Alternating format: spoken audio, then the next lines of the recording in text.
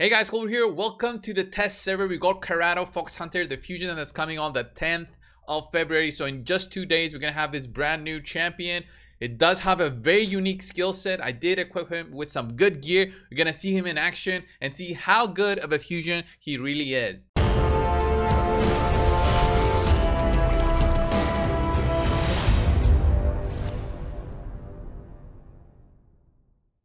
So guys, Coldbrew here. Welcome. I've got my brew here ready to go with this fusion. I have him equipped with some good gear available on my account. Nothing too crazy though, in the sense of like attack. Okay, I know it's a savage set. He does have only like 5,000 attack, which is kind of average. By no means end game in terms of attack. 100% crit, 245 crit damage, and some accuracy. Although he doesn't need that much accuracy. So his skill set. Let's go over it because it's very unique and it made me think, okay, maybe I need to change some things on his masteries because of how his passive works, which is the thing that we're going to look at first. So damage inflicted by this champion cannot be decreased by enemy passive skills or masteries. So this means that defense masteries or champions such as, let's say, a very easy one, Duchess, cannot affect. So Duchess's passive cannot affect this champion's damage output. This looks like a very niche kind of way of using Karato Foxhunter in your team. And then damage inflicted by the champion cannot be increased by ally passive skills or masteries either. So this one was very specifically clarified by Plarium just a few minutes ago. I was waiting for more clarification for them before making this video. So they said that also his own masteries will not affect the champion. So I'll need to think through the masteries again before doing this showcase for you guys, because some masteries such as kill streak will not affect him, so they're pointless to have. They are pointless, but I'm still not sure. It doesn't mean they're pointless for PvE, all right? It means they're pointless for PvP situations, but for PvE, I think I can still keep them because it does say it does not change anything that the bosses have. So like in terms of damage inflicted. So I'm still not sure about this guy. I will keep him with the same masteries I think for now, but stuff like single out, bring it down will not be affected on bosses, but on enemy champions they will be affected, and these will not be increasing your damage. It doesn't change though the fact that you still need Helm Smasher, you still need masteries on the guy, but they won't be as effective in terms of PvP, it seems, at least from the kit and how it is clarified. They did say, Plarium did say that they will make it much more clear in the future. So aura, increase allies critical rate by 20%. Then he's got an A1, 3 visitations, attacks one enemy 3 times each hit, 20% chance of placing a 25% weaken. We'll see that in action in just a bit. B Devil attacks one enemy, places a stun debuff for 2 turns, grants an extra turn, resets the cooldown if you Meko it's on the same team, and this skill kills an enemy. This is a very pointless skill, to be honest. So it is a skill that can kill an enemy, right? Let's say it's a high damage skill. I haven't tested it yet. You need Yumeko for this to work, all right? And if you do manage to kill someone, so the stun for 2 turns, which is very good. 2 turn stun is insane. It's kind of pointless because you got the kill. So it's only good when you don't have enough damage to kill the target and you want to get the stun going. So that's where you need accuracy only on this champion. And then attacks all enemies, has an 80% chance of placing block active skills debuff for 2 turns. You also need accuracy for this, but do not need it if you've got Yumeko in the team. So I won't be doing a showcase with Yumeko. The reason for this is that Yumeko is a void legendary champion. There she is, like the nine-tail fox kind of lore that you guys know already from other games possibly. Nine-tail fox lore, there she is. She's a void legendary champion, so it's like Constantine and Vlad, although Vlad was a void too. Karato is not a void shadowkin. Where is he? I kind of lost him. So he's not a void, so it will be very difficult to get the 2 of them. So I see no point in advertising this guy right here with her. So I will just do the showcase with him. So let's just go in the campaign for starters and see what kind of damage potential we can see in the campaign as a pure showcase of his damage. That's what I like to do. And where is this guy? Karato. There he is. Okay, increase scroll rate in all battles. I don't need the aura because I do have him at 100% already. And I want to see him and his potential. Is the fusion worth it? All right, let's do the big AoE first, which is something that all players out there will be interested in. Why? Because he can be potential champion to replace your nuker, especially for arena. That's what players want to consider, arena champions. For dungeons, not so much, because spirit nukers don't do so well in dungeons 20. And for dungeons 25, just nukers on their own don't do so much compared to, let's just say, seer. That's the problem. All right, so let's just do the big AoE first. And what kind of damage? Ooh, nice animation. 80,000 without a defense down. That looks like a very high damage multiplier. Let's check on the A2 here.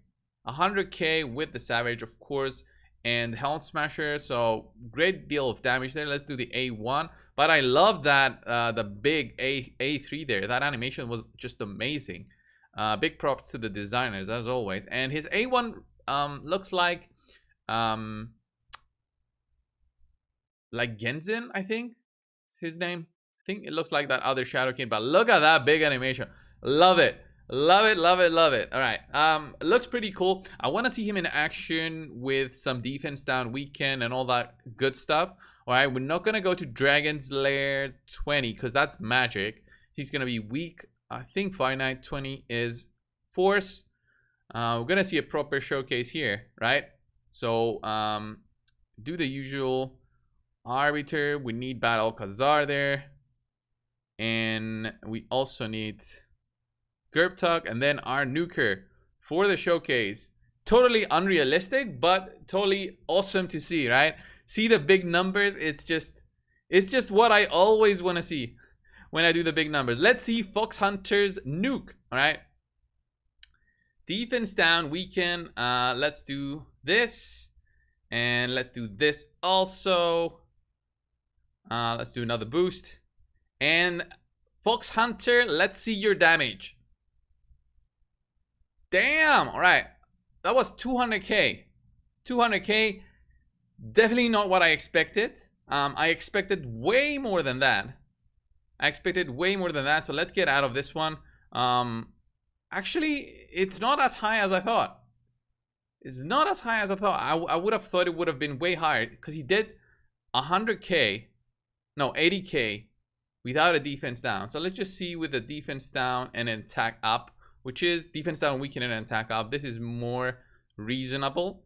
I think because he applies debuffs, that's why he doesn't hit that hard. That's why most champions that do big damage don't apply debuffs as well. So let's see. Only defense down here. Let's see what we can see here. 140k. Wow, not so much. He can barely get through the waves here. Like, he needs a little bit more attack. I would say maybe with 6,500 attack, he would be able to clear this. But that would mean that you would have to have an insane Karato.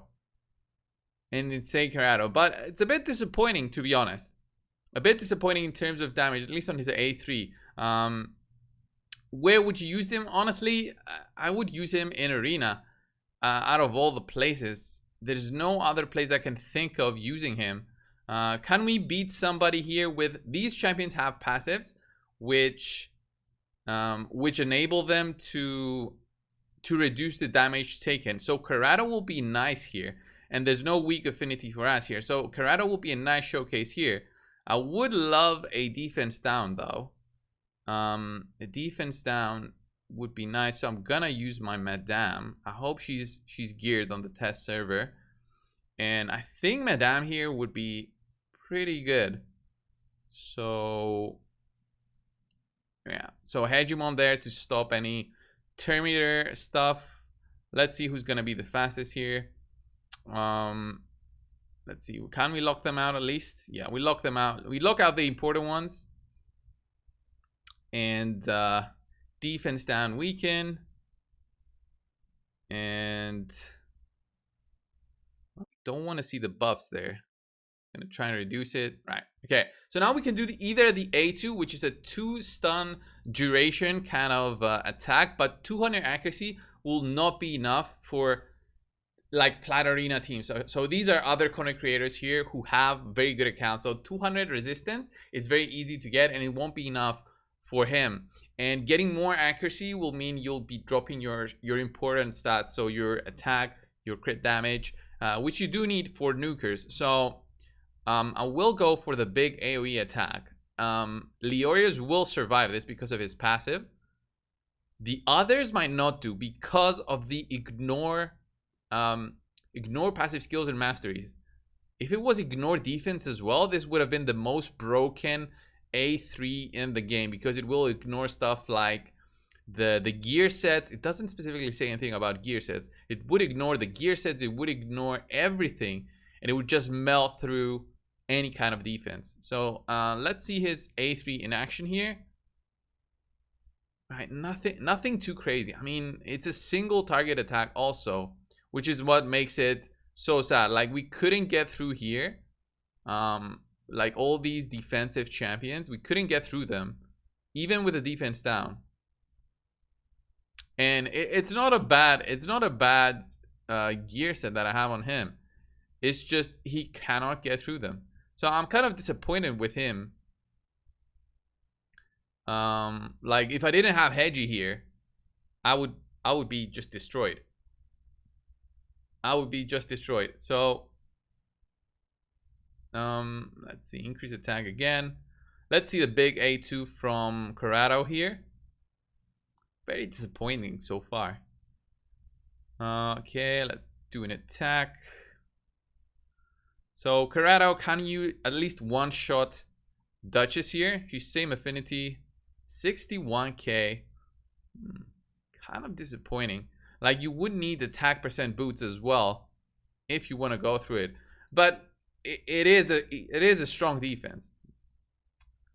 But he feels very underwhelming, and if the only good thing about him will be that he needs to be with Yumeko, it's pointless for 99.9% of the player base, honestly, because getting a brand new Void Legendary not only means you'll need to pull a ton of shards, it means you have to get lucky and get one of those to be a Void Legendary that matches him.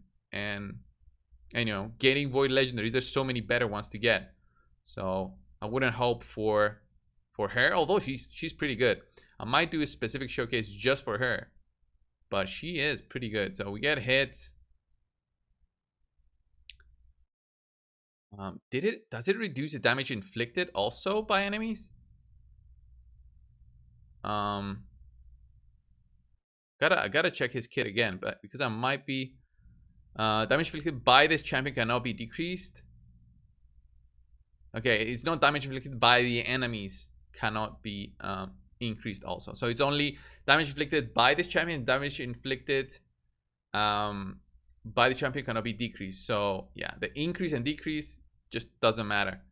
Okay, let's just do the big AoE here and hope for a kill. There it is, 128k. You see, that's what you're looking for in terms of nukes.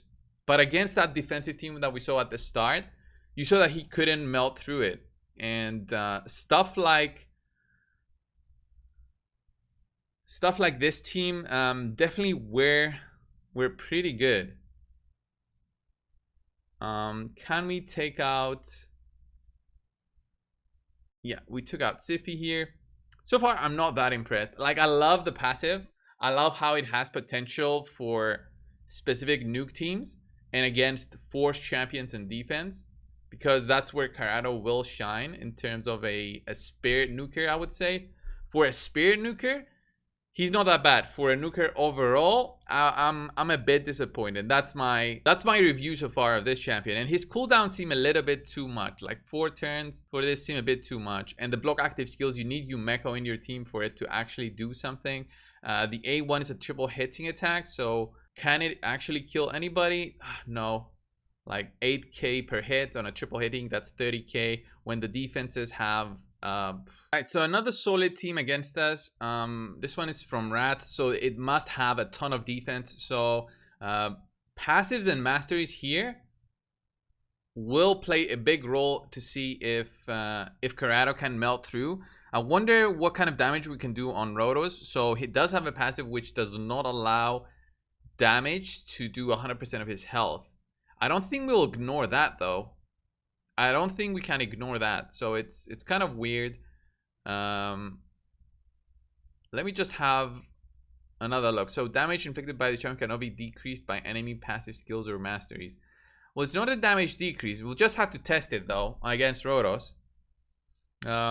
It's not a damage decrease, the passive from Rotos, but the passives of everybody else does affect damage in the sense, well, this guy just does heals, so it's not damage. So he still be a strong against this kind of team, like a nuking team. So let's just see it, and we'll think of the damage after.